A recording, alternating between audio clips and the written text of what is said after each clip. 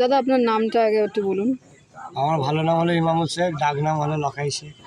আচ্ছা, মানে আপনি এখানে কতদিন ধরে সোনাঝুরিতে এই দিকটা এসে টোটো ফোটো চালাচ্ছেন আর কি? টোটো তো ধরুন বছর 7 উঠলো, তার আগে থেকে আমার ধরুন 2001 থেকে আমরা রিক্সা চালাতাম।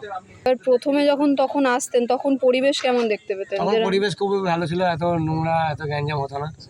আস্তে আস্তে ধরুন হাটটা বড় তলা হলো, বা এখানেও কিছু গেস্ট হাউস হলো, ধরুন কিছু মানে অনেকই গেস্ট হাউস হয়ে গেছে এখানে। বোলপুরের মতনই এখানেও প্রচুর গেস্ট হাউস হয়ে গেছে, বা পাবলিক সিটি বাড়িও অনেক করে দিয়েছে।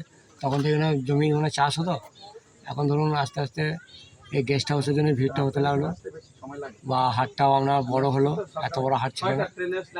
আর এবং একটা কথা হলো যে টুরিস্টের জন্য হাটটা বিশেষ কিছু লোকালের লোক আসে মাঝে মাঝে, কিন্তু আর এখানে পরিষ্কারের কাজ কখন মানে হয়, মানে কতটা দিন বাদে বাদে হয় বা এরকম কি আপনারা কি জানেন? মনে হয় সব শনিবার রোববার দুদিন ভিড় হয়, সোমবার দিন পরিষ্কার পরিচ্ছন্ন হয়। আচ্ছা, মানে এখানে তাও এখন তো দেখছি অনেক গার্বেজ ফেলার এই ব্যাপারটা হয়েছে ডাস্টবিন অনেক করে রাখা আছে। না, তারপরেও তো নোংরা হচ্ছে এখন ধরুন সব টুরিস্ট তো আর জানে না, কেউ আইসক্রিম খেয়েছে, কেউ ঝালমুড়ি খেয়েছে, কেউ অমুক কিছু যা খেয়েছে হয়তো ফেলে দিচ্ছে। সব টুরিস্ট আর সমান নেই, অনেক টুরিস্ট আছে ডাস্টবিন থেকে ফেলে, আবার অনেক টুরিস্ট আছে ছিল ফেলে দিল চলে গেল।